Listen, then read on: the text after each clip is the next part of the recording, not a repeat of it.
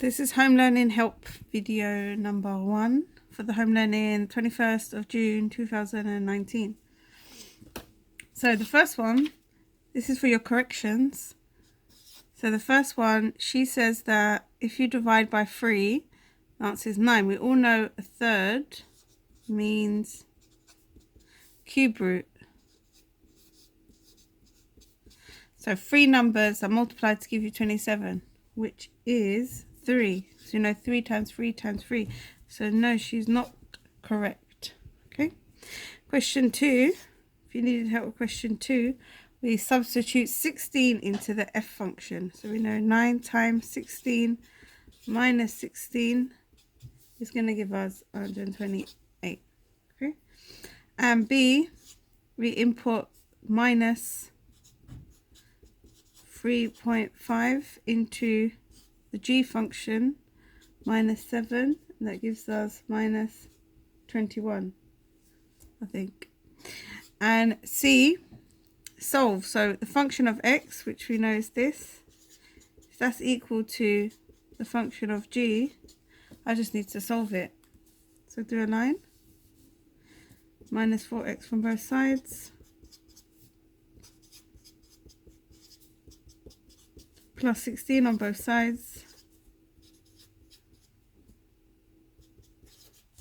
divide by 5.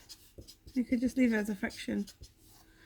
Okay, so that's the first one. Ooh, and that's the second one. Question 3, we already done question 3 in assessment, but the numbers are different. So boy, girl, boy, girl. So the boys, there's 12 times girls, there's 18, and boys, if I was to pick another one, it'll be 11. Plus, if I was to pick it says or, so a girl, there's 18, times boys, there's 12, and girls, if I picked one already, there's going to be 17. Put in your calculator, that's going to be your answer. Okay, don't overthink those questions. Oh no. The next one, on that safe paper. The next one, question 4, it says, what is the probability that child chosen at random arrives to school by a car? So we know 0.7 are boys times 45%. That's going to give me the percentage of how many boys arrived by car, which is this. Okay, and then if I do the same thing to the girls, we know that there's that many girls, and 35% go by car. That means there's going to be 10.5%. And we add them in the end.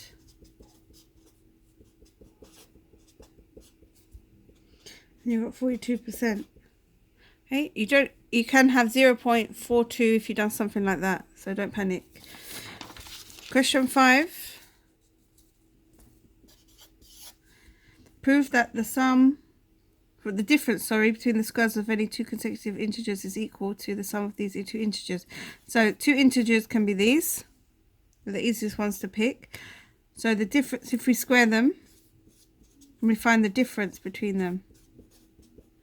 So obviously I need to expand this bracket. Okay, we all know how to expand a double bracket, like that. And we get 11 minus, no, plus, is it? Sorry, why did I write that? That's a plus. So we all know that's 2m plus 1. Okay, if I simplify that, that cancels that. So I'm left with this. Okay, and then that should be equal to the sum of these two. So what's the sum of them? What's this? Add this. It also gives us that. That is the same as that. Okay, and the last one, let me get another paper for this one. It's completing the square. You should realize that when you saw this. Okay, so it's not a double bracket to solve it.